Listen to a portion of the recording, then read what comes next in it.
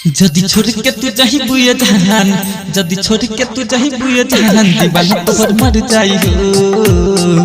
जदी छोड़ के तू जही बुए जहान दीवाना तोहर मर जाई हो।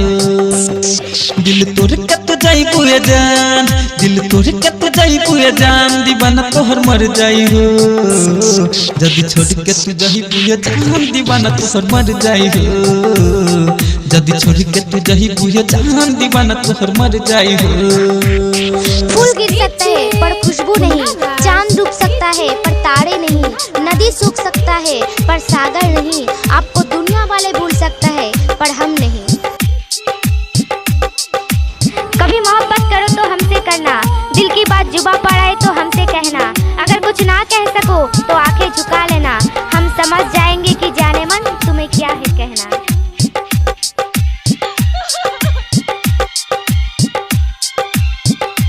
Presented by Virat Music.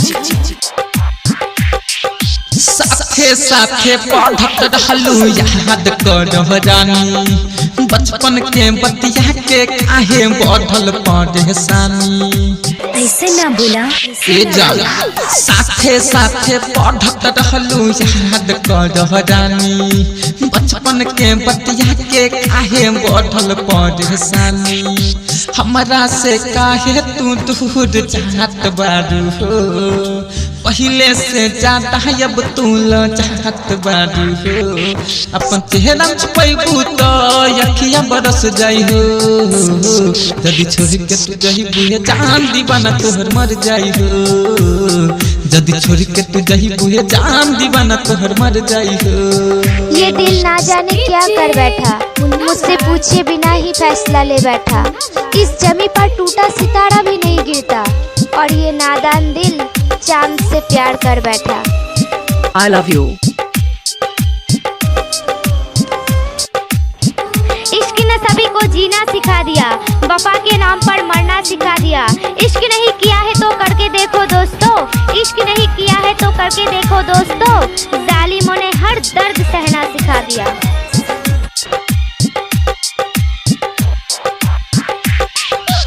कहत बानी प्यार कितना कैसे हम बताई, कहत रानी हम कट बाचीर के देखाई।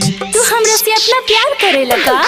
कहत बानी प्यार कितना कैसे हम बताई, कहत रानी हम कट बाचीर के देखाई।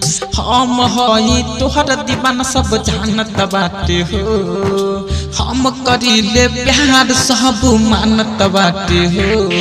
तू हमरा न मिलबू तो दुनिया छोड़ जाई हो। जदी छोड़ के तू जही बुए जान दीवाना तोहर मर जाई हो। जदी छोड़ के तू जही बुए जान दीवाना तोहर मर जाई हो। इश्क ने सभी को जीना सिखा दिया, वफा के नाम पर मरना सिखा दिया। इश्क नहीं किया है तो करके देखो दोस्तों, इश्क नहीं किया है तो करके देखो दोस्तों, जालिमों ने हर दर्द सहना सिखा दिया। I love you. ये याद है तुम्हारी या यादों में तुम हो, ये ख्वाब है तुम्हारे या ख्वाबों में तुम हो, हम नहीं जानते, हमें बस इतना बता दो कि हम जान है तुम्हारी या हमारी जान तुम हो। Presented by Virat Music. दर कमल से कहेला तू बदहल गइलू रानी, राजस रंजन कहेला तू दोसर के भइलू दीवानी। ए जान दर कमल से कहेला तू बदहल गइलू रानी, राजस रंजन कहेला तू दोसर के भइलू दीवानी।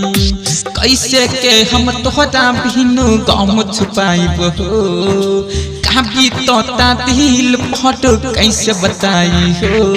हम तोहरा के पावेला ई दुनिया से लड़ जाई हो।